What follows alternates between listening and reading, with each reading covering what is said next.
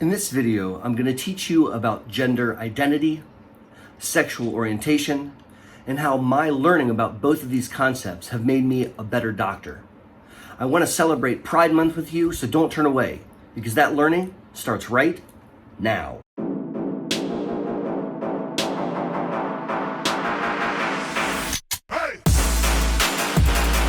Howdy! And thanks for learning about MS with me, Aaron Boster. I'm the founder of the Boster Center for Multiple Sclerosis, where we care for families impacted by MS from around the globe. It's Pride Month, and I'm excited to share with you a recent journey I've gone on, going from being rather ignorant about some really important concepts to hopefully having a better understanding. And in my heart, I believe it's going to make me a better doctor. Very recently, I was asked by a group of people if I would please deliver a lecture on LGBTQ concerns in the MS space. Now, I thought about it and said, that's a fantastic idea, and I agreed. Then I realized that I really don't know anything about the topic at all. I reached out to my sister Julie, not because she's a lesbian, although she is, but because she's an expert. She's a psychotherapist who specializes in helping trans folks and has a 10-year history in the space. It was super helpful talking to her. I took copious notes. And she insisted that I tell you the following. Everything I'm sharing with you is a gross simplification. She also wanted me to admit to you that many people listening right now are probably more knowledgeable on the topic than I am, and I recognize that. In fact, if I say something wrong or incorrect, I apologize. It's certainly not on purpose, and I ask of you to teach me by leaving comments in the section below. I'm going to read everything you write, and I'm looking forward to learning from you. Let's start by analyzing the term LGBTQ, because honestly, at first blush, it can be kind of confusing. LGB stands for lesbian, gay, bisexual, and references someone's sexual identity or their orientation. In other words, who they find romantically attractive and sexually attractive, who they're interested in, whether that be heterosexual or homosexual, or if they're interested in both sexes. But there's a lot more to understanding a human's identity than just their sexual orientation or identity. If you go back to that term, LGB, the next letter is T. T stands for trans or transgendered. And it's not a reference to sexual orientation, not at all. It's actually a reference to something different, gender identity. And that's really what I want to talk about today. When you're born and the doctor proverbially holds you up and looks at your external genitalia and says, "Ah, look, a baby boy." he's commenting that your assigned sex, based on the fact that you have a penis, is male.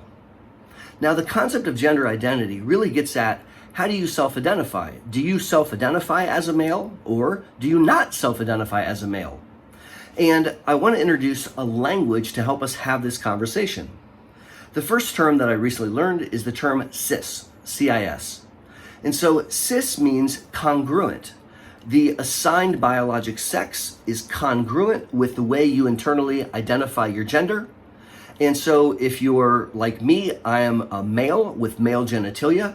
I self-identify as a male. I'm a cis male. So those things are congruent. My sister Julie has female genitalia. She identifies herself as a female, and so she is cis female. But here's the thing. There aren't only two options. It's not just binary. Now, several of you listening to me said, "What?" And there's a reason that you had that reaction. It's because in our Western culture, with our use of American English language, we lack the concept of additional genders. Now, here's the thing.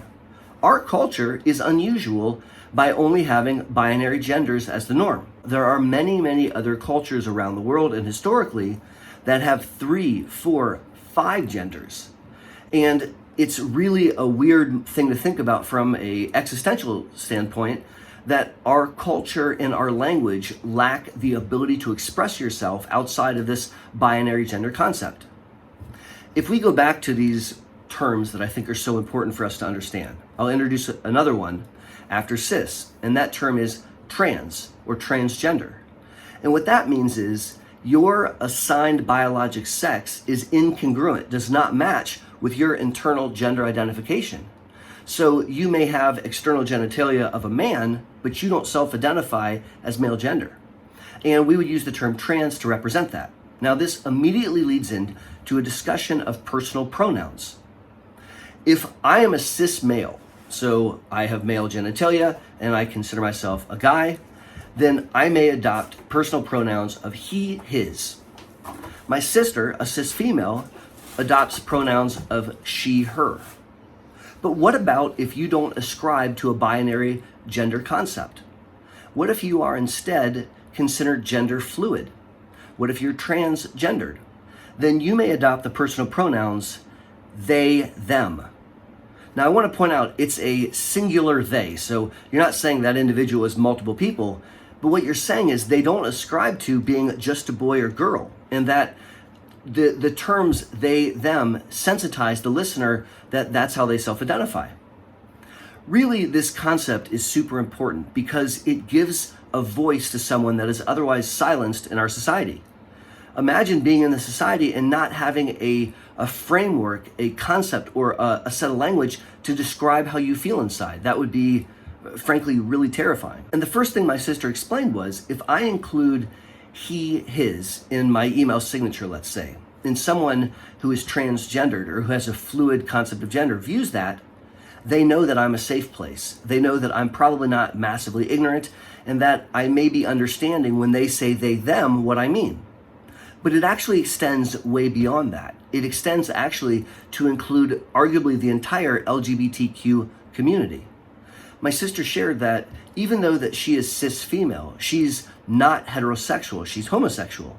And when she sees he, his in someone's email signature, and she says to herself, this person is sensitive to the concept of gender identity, they're probably also sensitive to the concept of sexual identity or sexual orientation.